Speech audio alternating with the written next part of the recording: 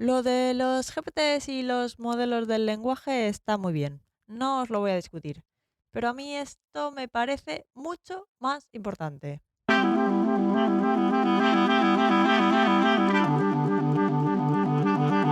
Un podcast ninja sobre Big Data, episodio 62. Big Data, inteligencia artificial y drogas. Muy buenos días y bienvenidos a un nuevo episodio de un podcast ninja sobre Big Data, el podcast en el que hablamos de Machine Learning, de analítica de datos, de inteligencia artificial y de todo lo relacionado con el Big Data y el mundo de los datos. En este podcast hablamos de inteligencia artificial y de Big Data de manera normal, alejándonos de las ideas de inteligencia artificial de las películas y tratamos todos estos temas con los pies en la tierra y con sentido del humor. Yo soy Marta Arroyo y cada semana os cuento cositas sobre todo este mundo de los datos al que me dedico. Además, si queréis profundizar un poco y no lo habéis hecho todavía, podéis ir a la web datos.ninja y descargar el ebook La Guía Ninja del Big Data y la Inteligencia Artificial. Una guía muy guay para iniciaros en el mundo del Big Data, el Machine Learning y la ciencia de datos desde cero. Recordad, datos.ninja. Sí, habéis entendido bien, hoy vamos a hablar de drogas. Pero no de las que estáis pensando, sino de las drogas que sirven para curar enfermedades. Vamos a hablar de cómo se utiliza el Big Data y la inteligencia artificial en la industria farmacéutica. De hecho, posiblemente este sea uno de los sectores en los que el Big Data y la inteligencia artificial han provocado más movimiento y no precisamente gracias a ChatGPT. Los grandes players dentro de la industria farmacéutica como Johnson & Johnson, AstraZeneca o Pfizer, entre otros, que seguro que alguno de estos nombres os suena, han invertido bastante en la adopción de inteligencia artificial para sus procesos. Ya sea a través del desarrollo interno, con sus propios equipos de ninjas de datos, con acuerdos con empresas tecnológicas dedicadas a los datos, o directamente comprando estas empresas y mucha inversión. Y no solo eso, sino que también Google, Meta, Microsoft, Amazon e IBM están entrando también en el sector farmacéutico. Por algo será. Pero cómo se puede usar la inteligencia artificial en este sector, en el sector farmacéutico? Bien, pues antes de entrar directamente al lío, os voy a dar un poco de contexto sobre todas las cosas que pasan antes de que un medicamento llegue a las farmacias y luego ya vemos dónde metemos nuestros conocimientos ninjas de Big Data e inteligencia artificial, ¿vale? Vale, pues a ver, para que un nuevo medicamento llegue a nuestra farmacia de confianza, tiene que recorrer un largo y arduo camino de investigación, pruebas y controles. Lo cual tiene todo el sentido porque si estamos enfermos, pues preferimos tomar algo que sea efectivo y nos cure sin estropearnos por otro lado. Al menos yo, pero supongo que todos vosotros también. Entonces, desde que se desarrolla un medicamento hasta que se comercializa en farmacias hay varias etapas. La primera etapa, que dura entre 5 y 7 años, se identifica la molécula que podría dar lugar al nuevo medicamento y se estudia la viabilidad del potencial medicamento. Aquí pues se analiza la toxicidad y todas estas cosas para ver si podría ser un medicamento seguro y así reducir riesgos antes de seguir con las siguientes fases y, por supuesto, antes de administrárselo a nadie. Después de esta primera etapa, el aspirante a medicamento entra en la etapa de ensayos clínicos, que es cuando empieza a probarse en personas. Esta etapa tiene normalmente 3 fases y se alarga unos 6 años. En la primera fase está enfocada sobre todo en la seguridad, en la tolerancia al medicamento y el tiempo entre tomas. Y se prueba sobre un grupo de personas sanas y un grupo muy reducido, menos de un centenar, para que os hagáis una idea, ¿vale? Luego, en la segunda fase, se investiga la eficacia y se va ajustando la dosis para que sea adecuada. Aquí, para ver si nuestro aspirante a medicamento funciona, hacen falta entre 100 y 300 voluntarios con la patología a tratar. Y ya en la tercera fase del ensayo clínico se compara la efectividad de nuestro aspirante a medicamento con otros medicamentos que ya están en el mercado o frente a un placebo para ver si bueno, para ver si está el efecto placebo, vaya. Y luego ya pues se escalan las pruebas a más gente. Aquí se necesita ya un grupo grande de voluntarios, que son de varios miles. Si todo va bien, se presentan los resultados a las autoridades sanitarias correspondientes, que ya dan el ok para que se comercialice y bueno, pues ahí se siguen haciendo ensayos clínicos y tal, pero el medicamento ya está disponible en farmacias. ¿Problemas de estos? Pues el primer problema que os puede estar viniendo a la mente es que es complicado encontrar a las personas adecuadas para llevar a cabo las fases 2 y 3 del ensayo clínico, que son personas que tienen la patología que se quiere tratar. Históricamente, los pacientes se seleccionan para los ensayos clínicos en base a características como la edad, el género y que tengan, por supuesto, la enfermedad que trata el aspirante a fármaco. Con estos datos, cualquier aspirante a ninja de los datos puede darse cuenta, aunque no sepa nada de farmacología, que son pocos el género y la edad. O sea, el género y la edad es como se queda corto, ¿no? Y entonces, para añadir más precisión al proceso de ensayo clínico, pues comenzó a usarse la analítica de datos. Aquí es donde entra el Big Data. Pero no solo eso, sino que empezaron a combinar diversas fuentes de datos que hasta entonces habían permanecido separadas. Empezaron a alimentar los datasets no solo con las características más genéricas, como la edad y el género, sino con otras características más relevantes como datos genéticos, marcadores serológicos o incluso las características clínicas de registros médicos electrónicos, o sea, el historial del paciente, en formato electrónico, por supuesto. Entonces, por ejemplo, imaginad que queremos sacar al mercado un fármaco cardiovascular y hacemos una primera selección de candidatos para el ensayo clínico según edad y género, ¿vale? Entonces, a partir de ahí, incorporamos al dataset de candidatos sus registros, su historial médico, y los combinamos con información genética, metabólica e incluso de estilo de vida. Pues analizando el nuevo conjunto de datos enriquecido podríamos descubrir ciertos patrones, como que si el paciente tiene un microbioma saludable, pues igual tendrá una probabilidad mayor de responder al tratamiento cardiovascular, por ejemplo, no sé. Pero vamos, que lo que os quiero transmitir es que gracias al Big Data se puede llevar a cabo un ensayo clínico obteniendo muchísima más información sobre los casos en los que el medicamento es más efectivo y los casos en los que puede haber problemas. Esta información permite a los investigadores ir adaptando el ensayo basándose en resultados de los análisis de Big Data. Otra ventaja muy grande de incorporar Big Data a los ensayos clínicos está en aquellos casos en los que el ensayo no cuaja por no conseguir suficientes candidatos. Ya os he dicho que en la tercera fase del ensayo clínico, pues es necesario tener varios miles de participantes, ¿no?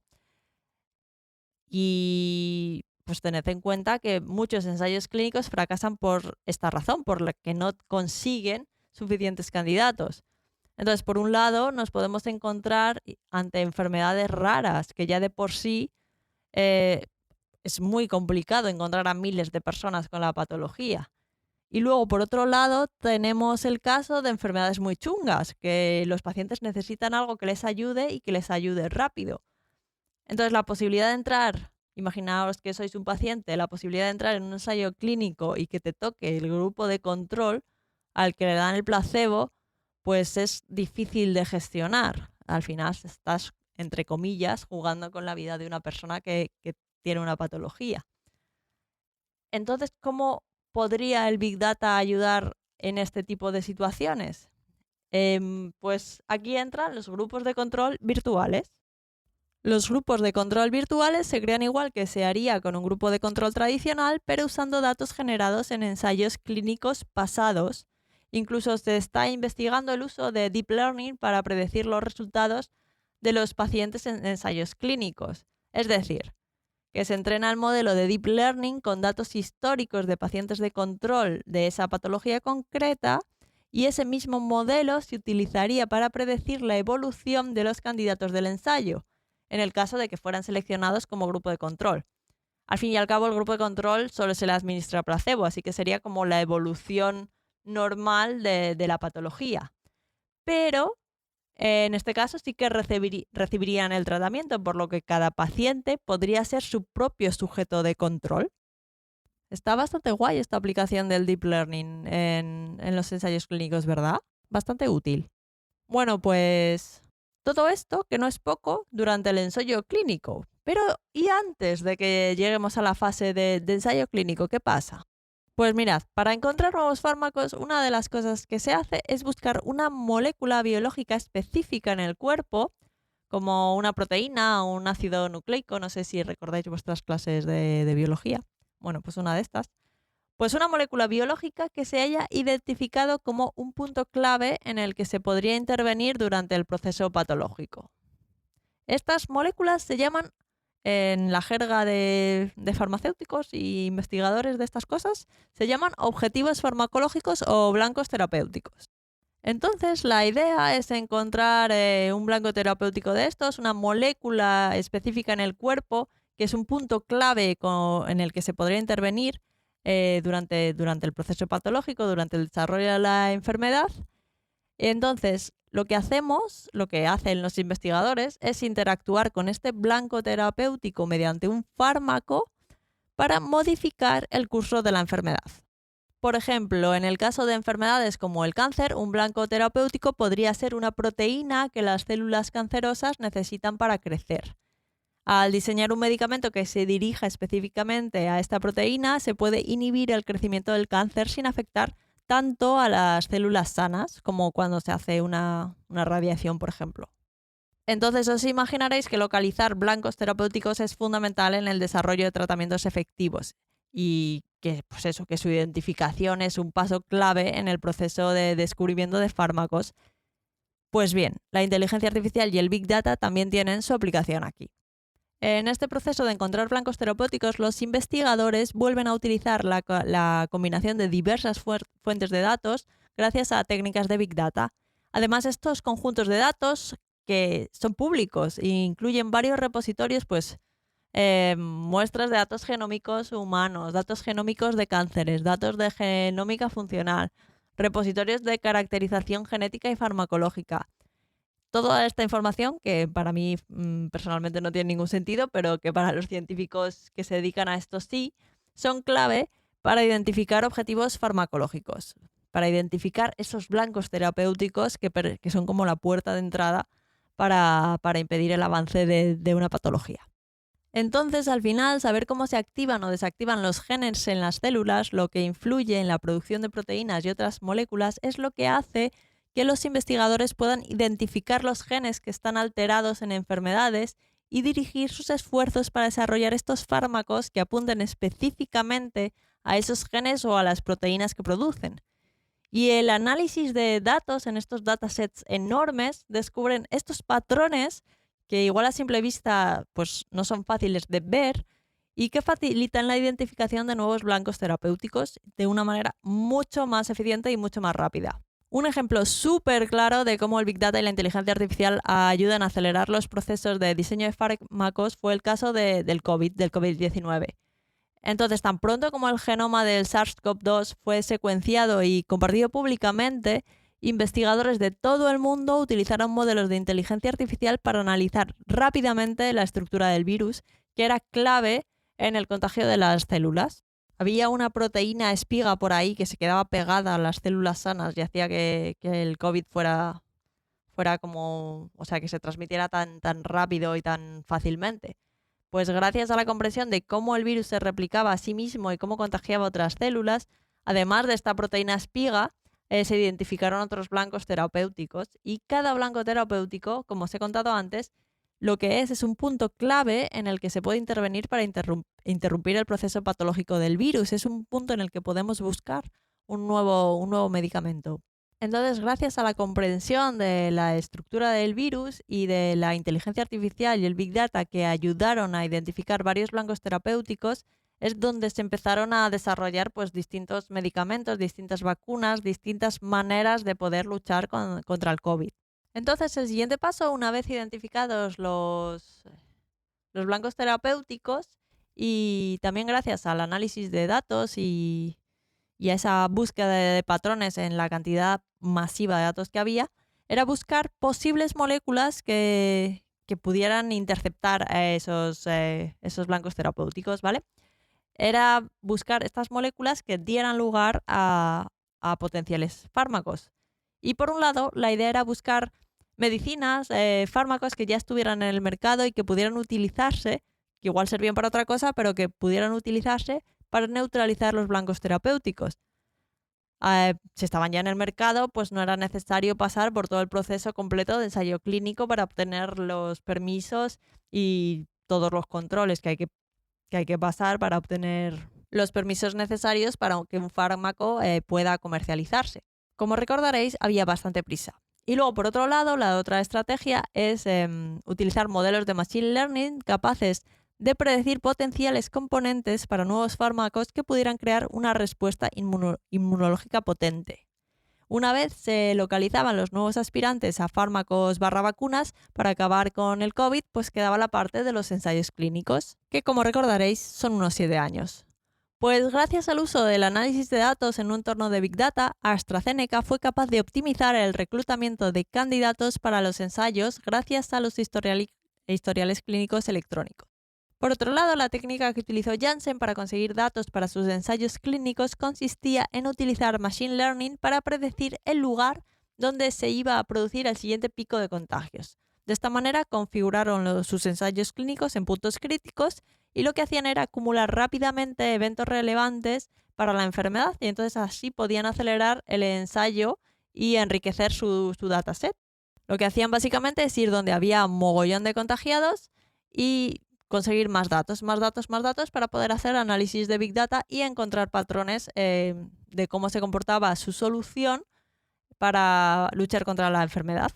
O sea, conseguían mogollón. Los laboratorios farmacéuticos conseguían mogollón de datos. Tenían grandes cantidades de datos. Pfizer, por ejemplo, contó con datos de 44.000 candidatos en su ensayo clínico y gracias a técnicas de análisis de datos masivos fueron capaces de buscar patrones en estos datos sobre las respuestas inmunológicas o efectos secundarios para evaluar la eficacia y seguridad de su vacuna.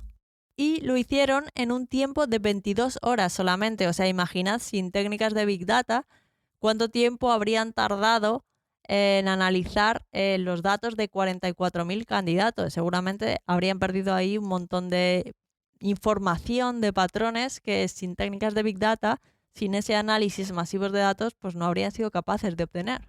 Siguiendo todas estas estrategias, las de AstraZeneca, la de Janssen, la de Pfizer y la de todos los demás que desarrollaron vacunas, se consiguió que los ensayos clínicos se realizaran de una manera mucho más eficiente y en vez de 10 años, pues apenas se tardó 1 en hacer llegar la vacuna al mercado. Y bueno, ahí también hay que tener en cuenta que había mucha urgencia por conseguir vacunas, que también cuenta, no lo hizo todo el Big Data y la inteligencia artificial, por supuesto. Hay más factores ahí que entraron en juego, ¿vale? Pero bueno, en resumen me gustaría que os quedarais con las aplicaciones del Big Data y los modelos de Machine Learning en la industria farmacéutica que hemos tratado hoy.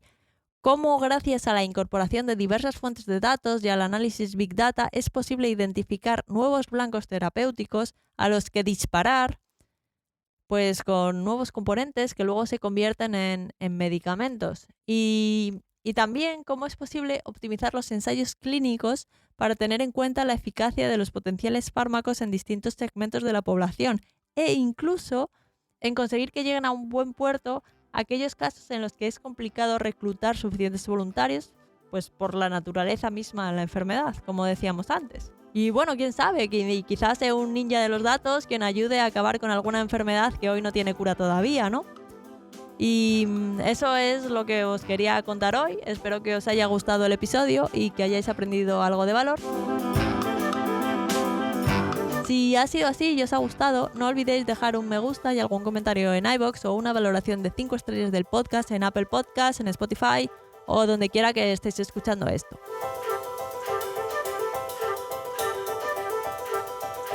También espero que compartáis este episodio para que se visibilice también el trabajo de los ninjas de los datos más allá de ChatGPT.